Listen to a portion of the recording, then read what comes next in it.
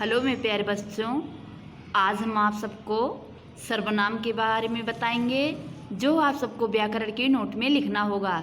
चलो बच्चों, हमारा पहला आता है सर्वनाम किसे कहते हैं। जैसे कि बच्चों यह हमारा अगर पेपर में आ जाता है सर्वनाम किसे कहते हैं तो लिख देना, संज्ञा के स्थान पर प्रयोग होने वाले शब्दों को सर्वनाम कहते हैं। सर्वनाम किसे कहते हैं? संज्ञा के स्थान पर प्रयोग होने वाले शब्दों को सर्वनाम कहते हैं। जैसे मैं, आप, तुम, यह, वह आदि।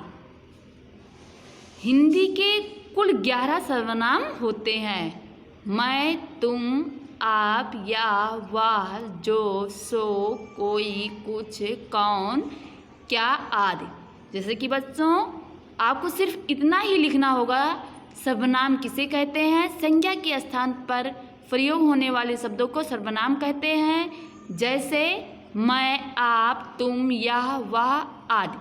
अगर पेपर में पूछा जाए सर्वनाम हिंदी में कुल कितने होते, तब आपको इन 11 सर्वनामों को बताना है।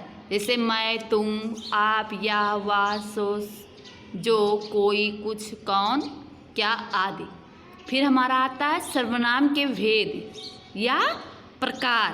सर्वनाम के 6 भेद होते हैं या 6 प्रकार के होते हैं। कौन कौन से होते हैं? नंबर 1 पुरुषवाचक सर्वनाम, नंबर 2 निश्चयवाचक सर्वनाम, नंबर 3 अनिश्चयवाचक सर्वनाम, नंबर 4 संबंधवाचक सर्वनाम, नंबर 5 प्रश्नवाचक सर्वनाम, नंबर 6 निजवाचक सर्वनाम।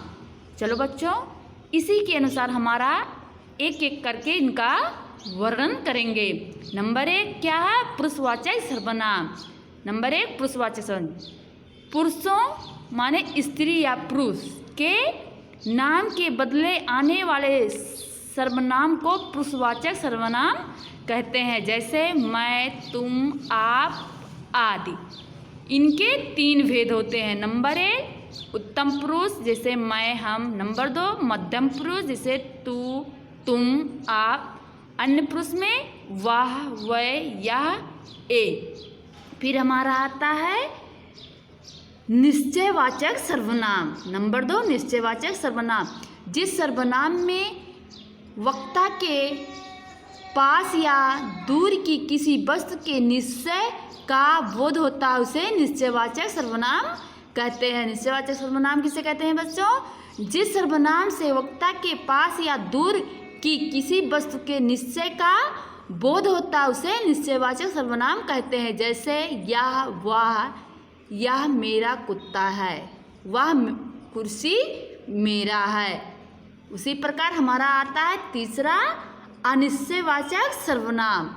जिस सर्वनाम से किसी निश्चित वस्तु का बोध ना हो उसे अनिश्चयवाचक सर्वनाम कहते हैं। अनिश्चयवाचक सर्वनाम बच्चों किसे कहते हैं? जिस शब्द सर्वनाम से किसी निश्चित वस्तु का बोध ना हो उसे अनिश्चयवाचक सर्वनाम कहते हैं। जैसे कोई, कुछ। जैसे कोई भी वर्ड ले लो, ऐसा ना हो कि कोई आ जाए उसने कुछ नहीं खाया है, या कौन सा सर्वनाम है? अनिश्चयवाचक सर्वनाम है। फिर हमारा चौथा आता है संबंधवाचक सर्वनाम। जिस सर्वनाम से वाक्य में किसी दूसरे सर्वनाम से संबंध स्थापित किया जाए उसे संबंधवाचक सर्वनाम कहते हैं। संबंधवाचक सर्वनाम किसे कहते हैं बच्चों? जिस संबंध से वाक्य में किसी दूसरे सर्वनाम से संबंध स्थापित किया जाए उसे संबंधवाचक सर्वनाम कहते हैं। जैसे जो, सो, वह कौन है जो सो रहा है। यहाँ में जो आया ना, तो यह वह कौन है जो दरवाजे पर खड़ा है। इसमें कौन सा सर्वनाम है? संबंधवाचक सर्वनाम इसे कहते हैं। फिर हमारा बच्चों आता है नंबर 5 प्रश्नवाचक सर्वनाम। प्रश्नवाचक सर्वनाम किसे कहते हैं? प्रश्न करने के लिए जिन सर्वनामों का प्रयोग होता है उन्हें प्रश्नवाचक सर्वनाम कहते हैं। प्रश्नवाचक सर्वनाम किसे कहते हैं? प्रश्न करने के लिए जिन सर्वनामों का प्रयोग होता है उन्हें प्रश्नवाचक सर्वनाम कहते हैं। जैसे कौन, क्या। तो इसमें कौन आता है। नंबर 2 तुम क्या खा रहे हो, तो इनमें क्या आया? क्या आया ना, फिर इसमें कौन कौन आया ना, तो यह इसमें क्या होता है, प्रश्नवाचक सर्वनाम इसे कहते हैं। फिर हमारा आता है 6वां लास्ट, निजवाचक सर्वनाम।